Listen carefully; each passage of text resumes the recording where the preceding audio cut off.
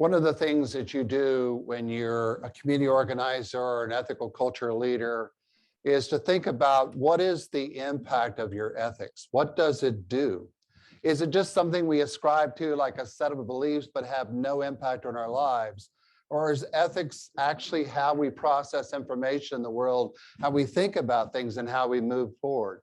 So I'm going to do a little experiment with that. We have a picture here of several thousand Haitian refugees gathered at the border of Del Rio and Ciudad Acuña in Mexico, right there at the Rio Grande River.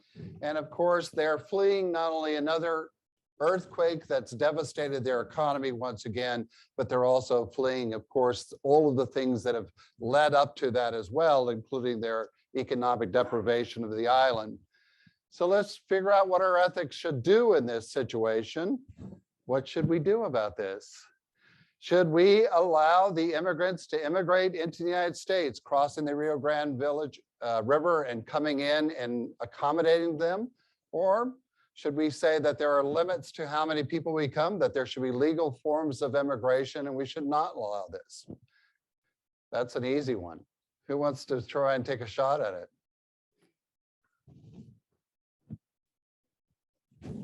Go ahead, David, and here's the microphone.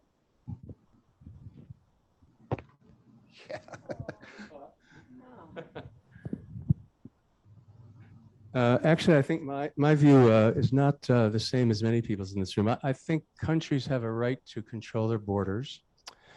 I think that a policy of completely open immigration would be potentially disastrous.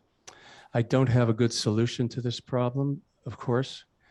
And I think that the people who, many progressives, if you ask them whether they believe in open borders, they'll say, no, of course not, but really they do, and have not considered the results. And that's my feeling.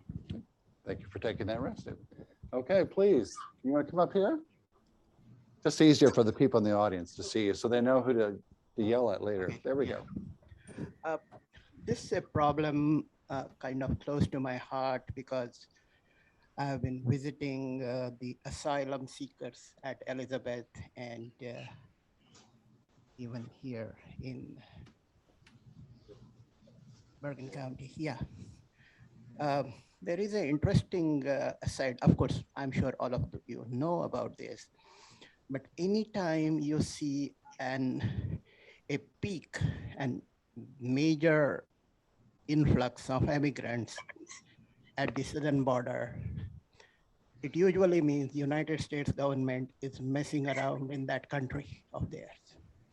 It's always American intervention, usually on the side of a right-wing government, a military coup, that kind of an intervention, which leads to large-scale displacement. Another big issue in large-scale displacement of this kind is global warming and a complete destruction of local economy. And the United States is somewhat culpable. I'm not going to say entirely culpable, but somewhat culpable. For example, 10, 11 years ago in Honduras, there was a major coup, military coup, quickly recognized by the Obama government, the new military junta. And of course, the influx started towards our border because, you know, simple welfare state was being dismantled and an absolutely right-wing regime was being brought in.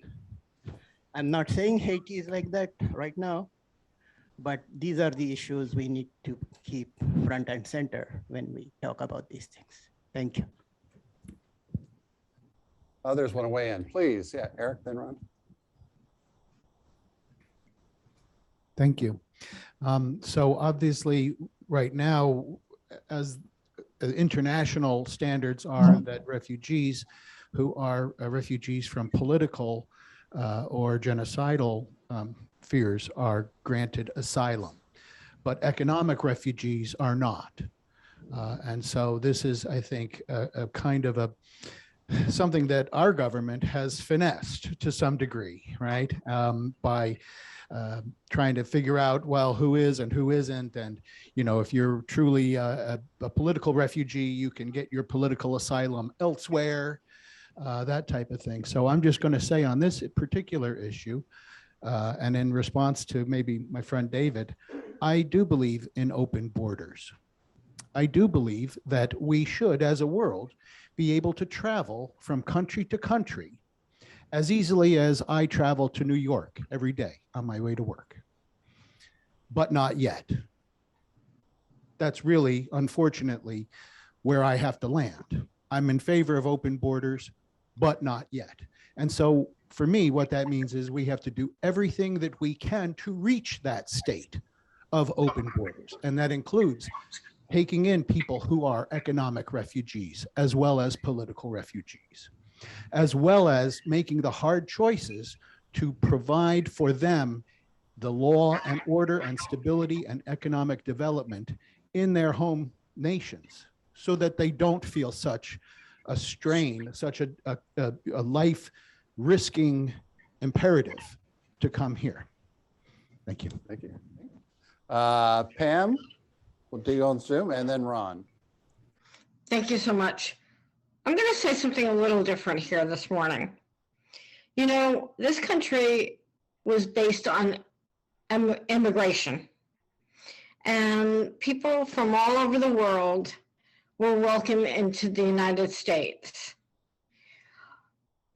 But at this point in our history, in our time, a time of COVID, a time of unrest, we can't afford to bring all these refugees into our country, whether they be political or economic. Why not, instead of bringing them into our country, do we not send volunteers out to their country and help them rebuild? Why not be there for them and help them get stronger and grow again? And that's my take on it. Thank you, Pam. Ron, and then Diane. Yeah, I am one of those liberal progressives who is unabashedly in favor of what David would call open borders. I want to point out to people sitting here that before about 1927, we had no limitations on immigration except for Chinese immigration on the West Coast. But as far as European and other world immigration, we had no limitations. Probably everybody here sitting in this room and everybody on Zoom has ancestors who came here because they were what we call now economic refugees. They wanted a better life for themselves and their families. How can we ethically say that we human beings here in this country can enjoy the benefits of this country, but because of the accident of your birth in some other country, you are not permitted to enjoy the same privileges that we have? I think it's unethical to say that you're excluded while I'm not, and I can benefit and you can't. So I think that's the ethical issue here. I'm strongly in favor of open borders, except for people who have criminal records in other countries. That's it for me. Let them all in. We're a big enough country to absorb these people and to give them a better life. It's a fallacy to think we're going to make their lives better in the other countries that they come from. That's just a fallacy. We have freedom here. Let's let freedom ring. Diane. Appreciate all that. Clapping is a form of voting sometimes. So no voting yet. Yes, I have an issue with the picture that was shown. I think this picture that was shown is showing chaos no matter which side of the river you're on. And I don't think it has to be that way. I'm a both and. Yes, we should have open borders, but we should know who's coming into our country. We did at Ellis Island. Everybody had to sign in. They even changed some of their names so they could pronounce them a little bit better, right? So I say yes, let the people come in, but yes, let's have some kinds of controls on whether these people are healthy, whether they're vaccinated, whether they, in Ellis Island times, if you had tuberculosis, you would end up in the other hospital island. And I think that's all important. But I think our international organization, the United Nations, should be on active duty on that side, the Mexican side of the border, processing people, helping them across. Why are they going across? Holding their few belongings on their heads. This is a tragedy in terms of supporting people who are in dire straits. And so I think in a way, it was sort of a false choice, Curt, but I appreciate the choice. Jim.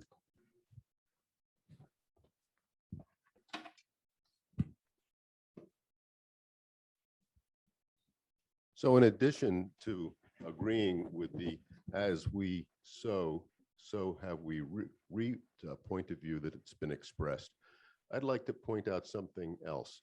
We have in this country a very large problem of public education on the meaning of democracy and in civic engagement.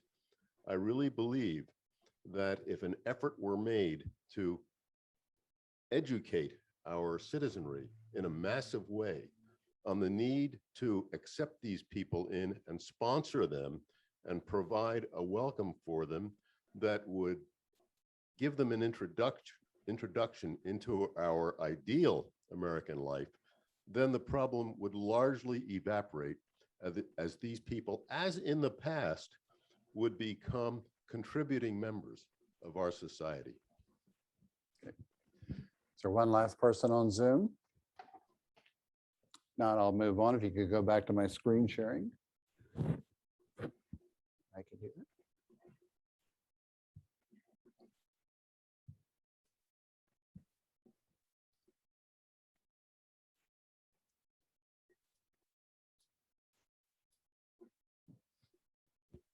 Last month, we had a conversation looking at many different voices of what we call DWEM culture. Does anybody know what DWEM stands for? Dead white European males usually are kind of fall to when we're doing ethical considerations. But David Hume, of course, who was a Scottish philosopher, one of the DWEMs that I also hold dear in my heart, said the problem is that when you look at this, you see the people, you see the need, you see the conflict, perhaps, you see the chaos, you see all these things. What you don't see is what you should do. The part of what you should do, he thought, is something that you bring to this, right? We can all look at this from many, many different directions. And just as we've shown, he thought we would all come up with very reasonable different choices. So the question is if you can have very smart, reasonable people be on one side and very smart, reasonable people be on the other side, what is it that we are to do? And he thought, well, the only thing you can do is to continue to cultivate that moral sentiment, the fact that something is wrong here. And at least he thought that's all you could say is start with that. But the other philosophers, of course, have said, was there anything else we can say about this? And I want to just kind of go quickly through what a few other people might have said. One of the weird things about the humans for the ancient Greeks, in fact, a couple of thousand years ago, when they looked at this, is how is it possible that our brain can process all this information, right? We see things that are happening. How does that get into our brain? They didn't understand this. They weren't neuroscientists. They didn't have that understand. And how is it that we can make sense of all this kind of data? And of course, the two principal DWEM culture influences that we have are Plato and Aristotle. Plato thought that, well, these objects, these things must exist in some ideal form outside of the physical world. And that what we needed to do was to use the power of reason to basically understand what they are. That they did exist, they existed in pure forms, and we had to get there somehow. Aristotle was different. He thought, well, there must be buckets of these things in our brains, and our brains must be able to handle the information because you have to have shape and form and design. You have to have a processor before you could process anything. And that he thought these things had to come into our brains somehow through a format that we already had, that we basically had a software that allowed us to somewhat process these things. We can fast forward into the modern time of people who've kind of been on both sides of this. Anybody know who that is? B.F. Skinner, right? Skinner believed that a lot of what we learned about the world, of course, that we were kind of like John Locke's tabula rasa, that we did not have many of the original ideas inside of us. And it's basically through conditioning that we make choices and learn the things that we do. And then, in fact, if you had the right kind of conditioning, you could probably arrive at the right kind of responses or ideas. Noam Chomsky, however, some of you probably recognize here, came from a very different perspective. He says that that's true. Why do little children consistently make the same kind of grammatical errors? That shows that they're processing information in ways that go even beyond what the parents would say. For example, little children will often say, telling you what they did, I go to the store, adding the strong past to that, whereas no parent says that. But Susan may point this out, children consistently, we believe, have an internal grammar. And that's how we can look at children even at very young stages to say whether or not that internal grammar was there. But that we do have in our brain software that allows us to process information one way or the other. This other European male here, Immanuel Kant, came from a different perspective altogether. He arrived at it philosophically. And what Immanuel Kant said was, we must have within our brains, agreeing with Aristotle, an ability to process information. We must be able to have things come into us and we can make sense of them, we can process them, and they must already exist inside of our brain somehow that we can figure these things out. The problem for Immanuel Kant is to say what that thing exactly is and how do we do that. But what was interesting, he said, is that we must have an ability within us to recognize moral dilemmas, right? If they don't already exist in a category of our brain, just like figuring out shapes and sizes and dimensions, if there isn't already within our brain some ability to make sense of moral reasoning, then we would never even know what it was. It wouldn't even register inside of us. And that what we needed was some way to process the information from there. So this raises an interesting question. If, according to David Hume, we have these moral sentiments that ultimately tell us what's right or wrong because it doesn't feel right, or it does feel right, or we have someone like Immanuel Kant saying, well, ultimately, we must have an ability to tell what's good and what's right and what's wrong. How do we know to choose those kinds of thinking? Right? Where do we kind of bring in the information? How do we process that information in order to make sense of that? And Immanuel Kant thought that you could not just teach people like these things. He thought we don't really need gods, we don't really need religions, we don't need Bibles. What we need to do is to figure out a way to get people to think ethically and to reach inside of them and make sense of the way that they're processing and share that with others. Who was the great moral leader of the 19th century who was a big fan of Immanuel Kant?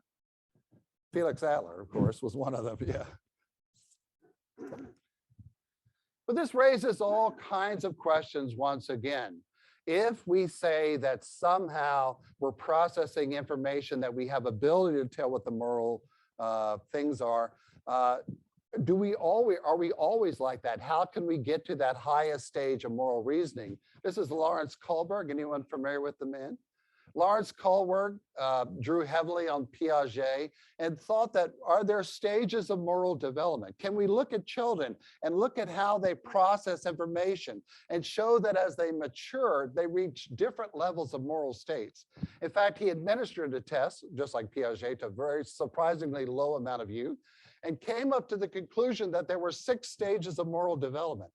And that the highest moral development stage was the ability to come up with an abstract principle.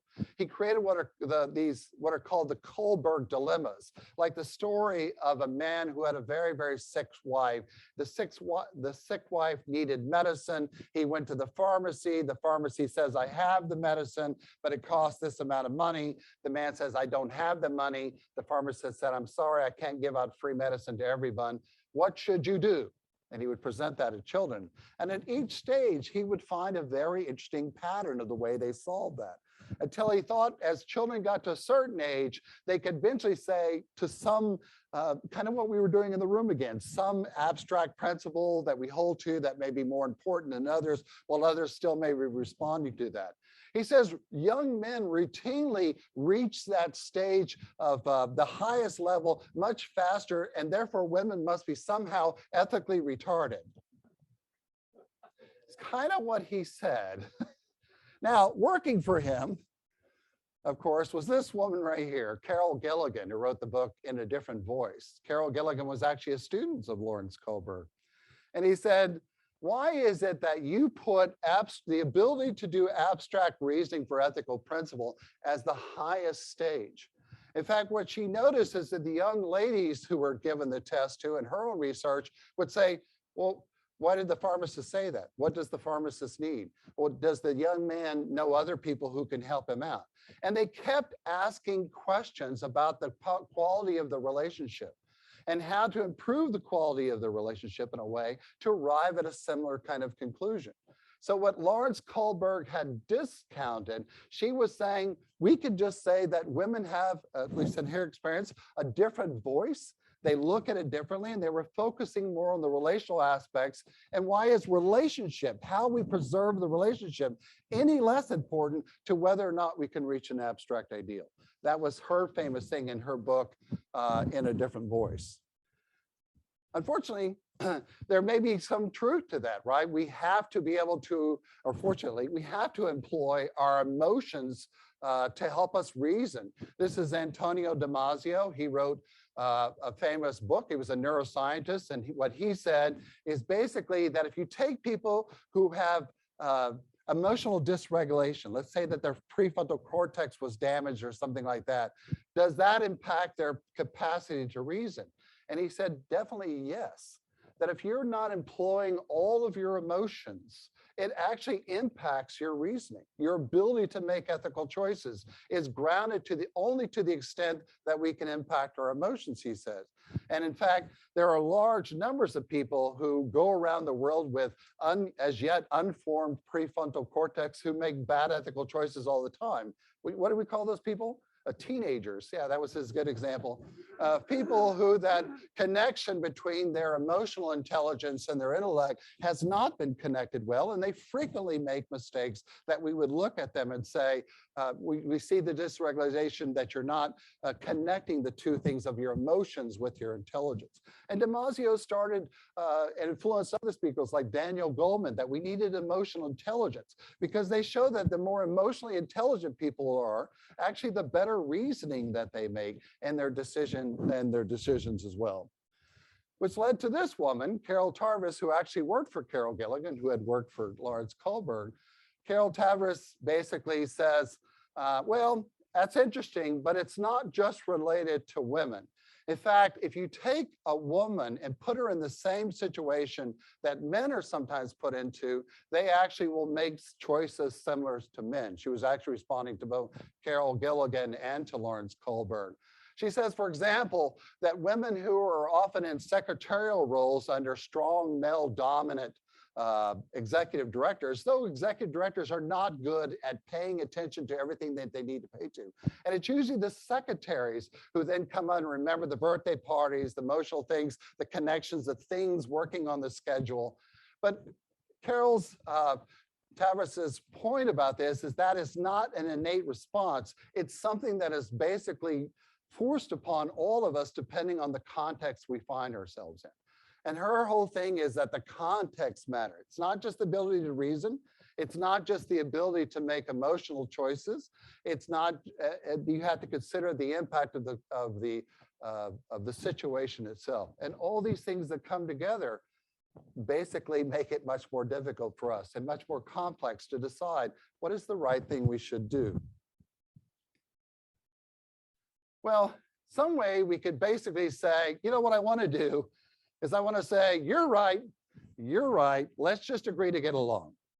And this woman here, Mary Midgley, says, who's a philosopher, passed away not too long ago in England, says, you can't say that either. We can't say, you're right, or this is the correct way, and we don't never know, and therefore let's just be tolerant, for example, or let's just make people make decisions. Because she says you committed a grave philosophical error. You cannot say, I do not know how people should live, and therefore the best way for people to live is to be tolerant, right? You said you know something. You know that being tolerant is better than making choices. She says, if you look at all the ways that people try to get out of the situation by saying, we don't really know, or let's just create the best place for the best number of people. She says, you're saying it ultimately that we do know how people should live, that we do know how to create the conditions. And that's inconsistent with what you may have said earlier. And therefore, you are doomed to choose. We must ultimately, even as a community, as a society, as a state, or as a nation, we ultimately have to make choices about what it is we think we're going to do, even when reason, emotions, and the context may make the thing much more complicated than we ever imagined. And that's part of the challenge of being an ethical person. I alluded into my conversation and the ethical focus about the ancient Indian parable of the blind men and the elephant. And some of you may have read that article. It's an ancient parable. Some people, sometimes the Buddhists claim it, sometimes the Hindus claim it. But actually, the historians say that it seems to be pretty ancient. We don't know who it came from, but even prior to maybe when some of those cultures came along. But each of the blind men touches an elephant.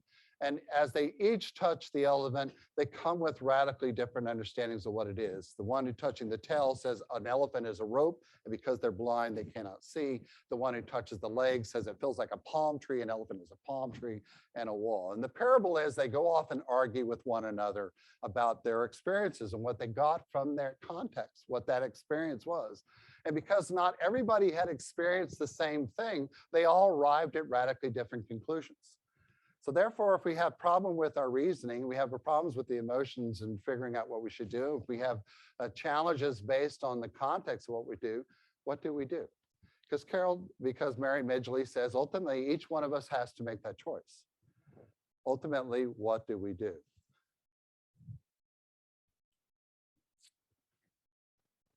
The man who, not a European male, I'm an American male, but born in Germany, another male who made a suggestion about how we might proceed to this is to think of ethics as a very different type of thing.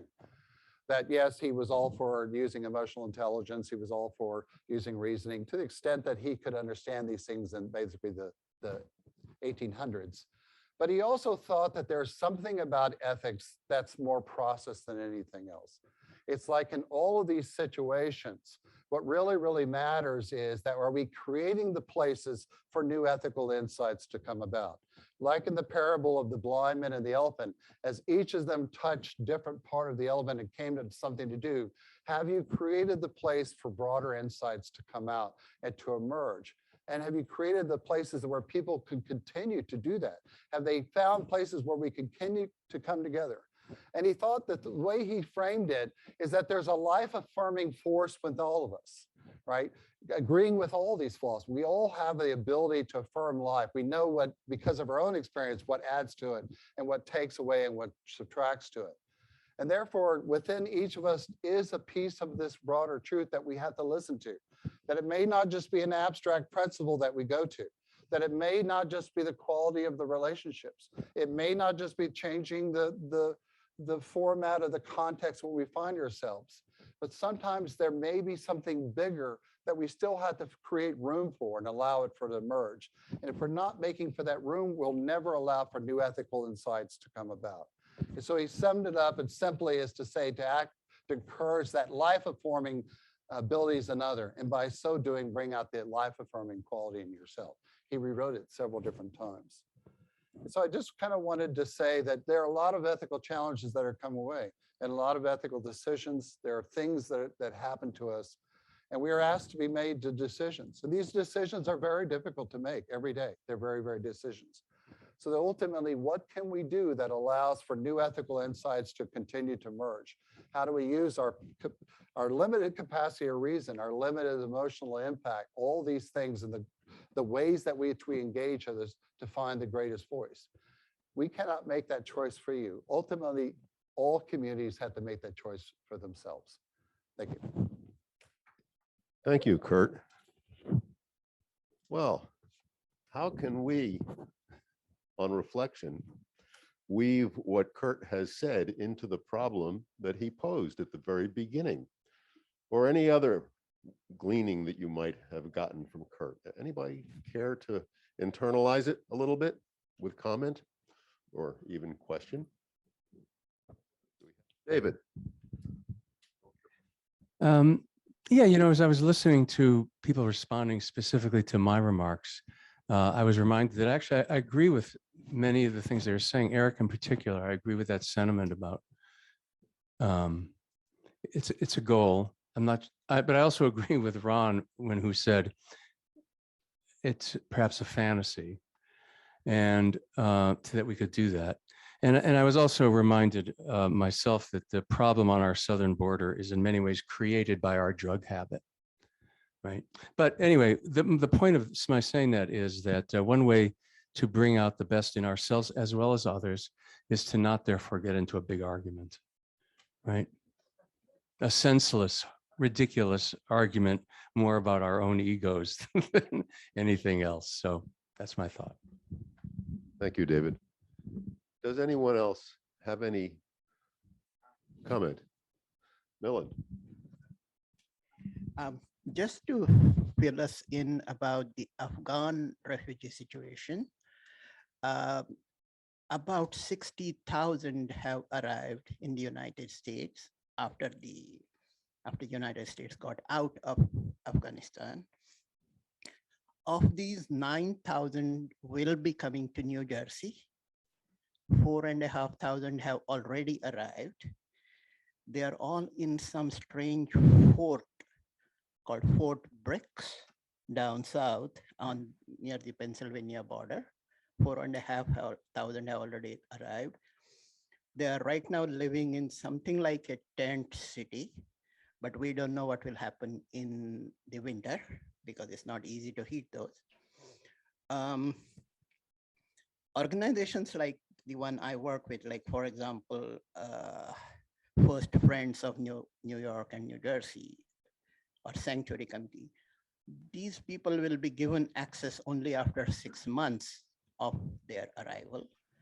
So I don't know what they're doing with them for 6 months. And the answer given is we are settling the paperwork because most of them don't have proper visas and things. And I asked many people, how do I work for a specific Afghan refugee? Because, now I have had exposure only to mainly Central American, South American people. Nobody knows how to get to it.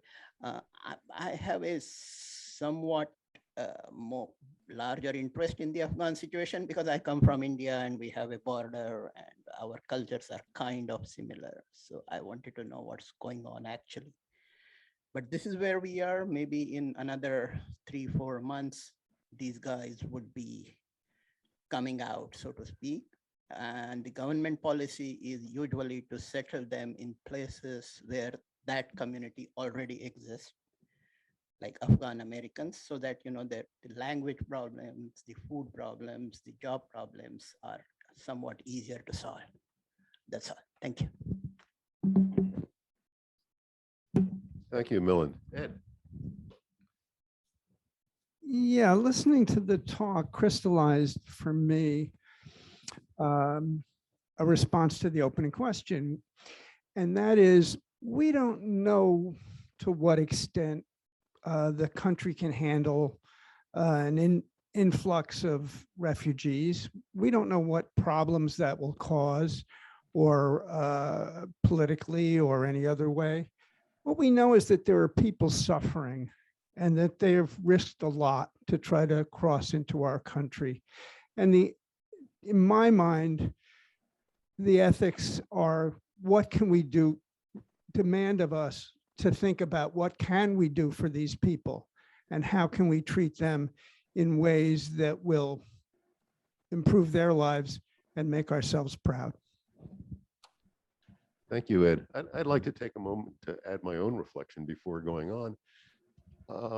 What is a community? It's a collection of people, but in order for us all to get along well together for our mutual benefit, I think we need to develop a strong concept of shared benefit and shared burden. And I think that if we can restore that to our culture, I think we'll do a lot better. Now, anyone else?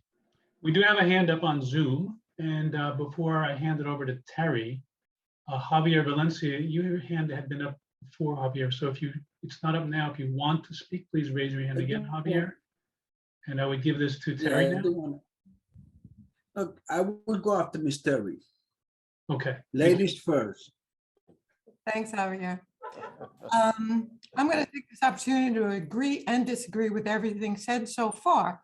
On the agree with David's side, I would say that there's nobody here in the Ethical Society that I know of that's elitist, but it is a somewhat elitist view in a way to say open immigration is just what we should be doing. The folks who were back in the 19th century who closed the borders were actually the unions. It's labor that is concerned about immigration, especially labor that is not skilled. So I dare say, not to make any generalizations, but the people that are coming across that river are not lawyers, they're not medical researchers. They are going to be working with their hands, competing against the poor in our own cities. Having said that, and so I don't think it's a compassion versus non-compassion point of view. It's more of a, are you more compassionate for the people that are already in your country? You know, do you think of your own first, or do you think of the world, or is everyone equal? Would you feed a stranger's kid a bite of food that you wouldn't have for your own kid? So it's kind of more complicated than just folks aren't compassionate. But on the other hand, I was an economics major. And so I read up on these things, and what the studies consistently tell us is that immigration doesn't really harm anyone, you know, the internal economy kind of that much, even at the lower levels. There is some disintegration of, you know, of people who absolutely don't have any, you know, native born that don't have skills. They are harmed a little bit, I think, on balance, but surprisingly not as much as we think, because letting folks in generates more demand. So while there's more supply for labor, there's more demand too. So it's a tricky, interesting issue. Thank you. Thank you, Terry. And Javier? I just wanted to know, are we in great ethical since we come to this world, or this is something we acquire as we live? That's my question. This is just a time for resignations and for people to ask a question. So he asked the question, is it innate or is inborn, or do we learn? And that's a big issue. That's what we have to do as ethical people, discern. Perhaps it's a combination of the two. Perhaps there's no either or about it. Ron.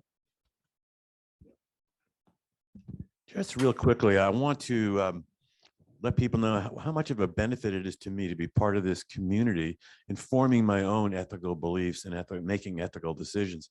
I've been involved in a lot of organizations, been on a lot of boards, been involved in a lot of discussions. And I think the way that I form my ethical decisions is by listening to others, because others incite my ethical thoughts and give parameters to them and encourage me to think about these things and then make my own decisions. But the importance of being part of this community and hearing what we're hearing today and listening to each other and being respectful of that listening also is so important to me.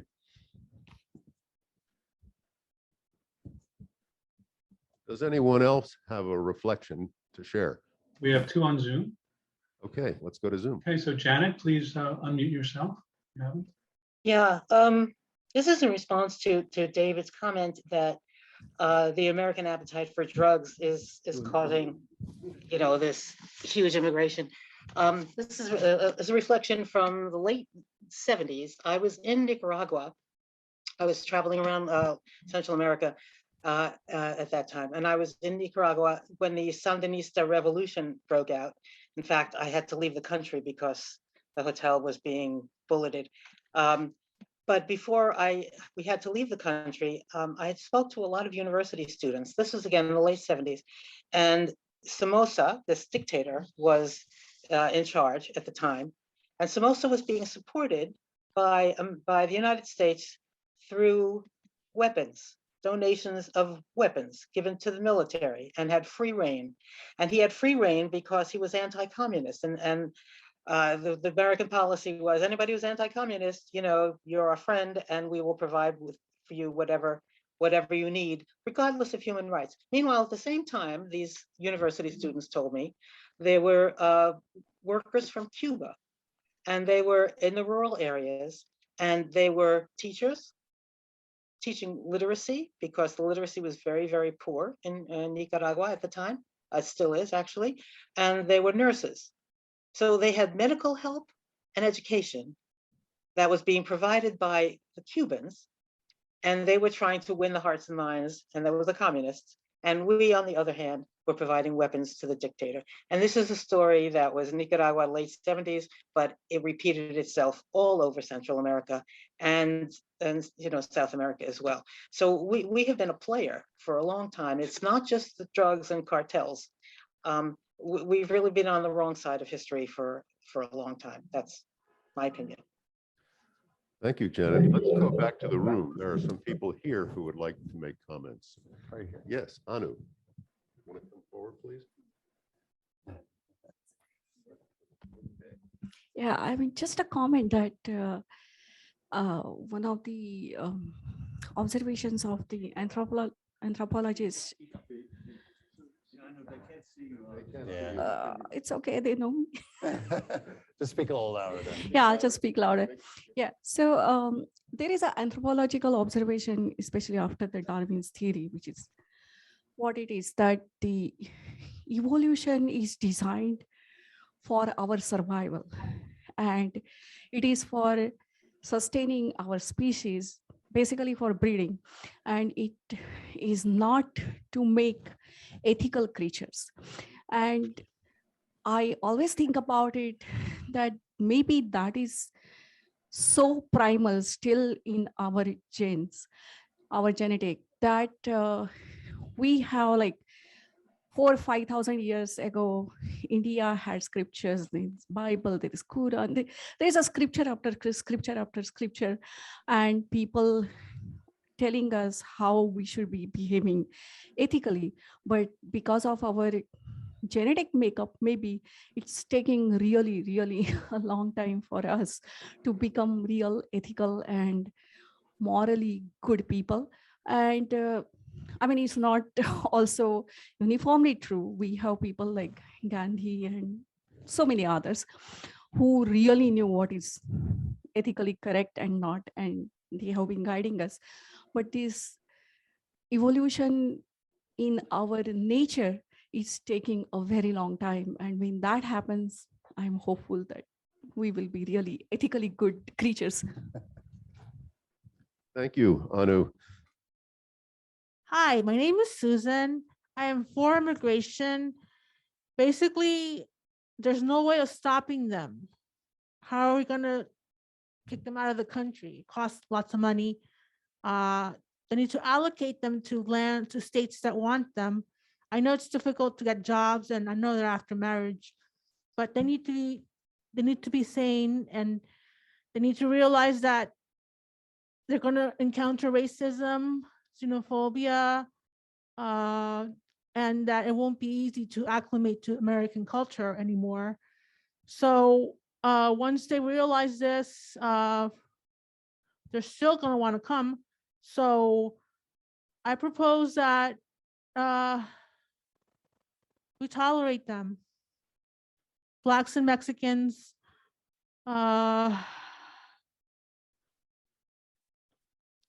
they seem to be decent people, in my opinion. I hope that I wish the best for them. It's not easy to acclimate. I'm I'm an example of acclimation. I entered in 79.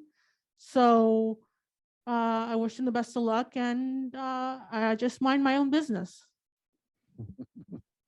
Thank you very much for that. We'll go to Zoom now. Tanner Lane, please go ahead. Hi, just a couple of quick points. First of all, I agree totally with what Janet said. I mean, Janet had the firsthand experience of seeing that. And I was certainly very active in a lot of the solidarity work that was going on in the US at the time. I also think that what Terry said about the role of unions on this, I think it's a little more complicated than that. And a couple of examples, there was a wonderful exhibit a couple of years ago at YIVO, the Yiddish Institute, down on, I think it's 15th Street or 17th Street, of cartoons that appeared in mostly the Jewish labor press. It was important, it's the Jewish labor press, and these were in Yiddish, that were critical, deeply critical, of the 1924 closing of the borders. So there was a lot of labor support for immigration. And it was, I think, based on a real sense of solidarity. And we see that again, and have seen it consistently in the farm worker unions, which are largely based in the Latino community, whether it's the United Farm Workers or the Farm Labor Organizing Committee, which have consistently supported much fairer immigration policies, because they see firsthand in dealing with all the migrant workers what the effect of current policies are, and their pleas are not to close the borders by a long shot. So as I say, I think it is a lot more complicated. Yes, there have certainly been unions that have opposed immigration and that have favored, and for that matter, that have favored segregation within the country as a means of limiting labor gains to the groups that already have the jobs. But there have also been plenty of examples to the contrary. And that's much more complicated. But I just want to end with agreeing totally with Ron's comment that it's really in that dialogue that we have with each other that we deepen and develop a great, deepen and strengthen and evolve our ethics and our understanding of what to do ethically. So strong shout out to and second to what Ron said on that point. Thanks. Well, thank you for all your resonations. I think they highlight the complexities of any ethical issue. And I think the central point for us is to remember that ethics is a process as much as a set of beliefs. And do we have the right processes that allow us to make ethical decisions? Do we build communities that have good ethical processes? And I think that's something we always need to come back to. And more importantly, do we have the skills and the needs to make sure that we're still building community? We're actually going to end with a piece of music. The contemporary rapper Macklemore was dealing with the issue of gay rights and marriage. He's not a gay man himself, but he said he'd feel like he needed to use his power and position to do what he could do. And he wanted to be remembered, he said, not only for his music, but that he's the kind of person who continued to contribute in the ways that he could. And so we're going to end with an insight to other people who've also made hard ethical choices and hard decisions and what they did with them as well. So Ken, if you could bring up the final video.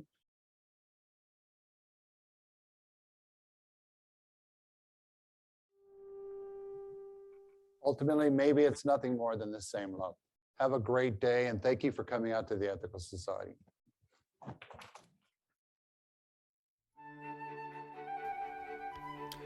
To learn more about us, visit our website, ethicalfocus.org, or email us at admin@ethicalfocus.org, and we'll get back to you. To make a donation, go to ethicalfocus.org/donate. Please follow us on Instagram, Twitter, and Facebook, and you can watch many of our past programs on our YouTube channel.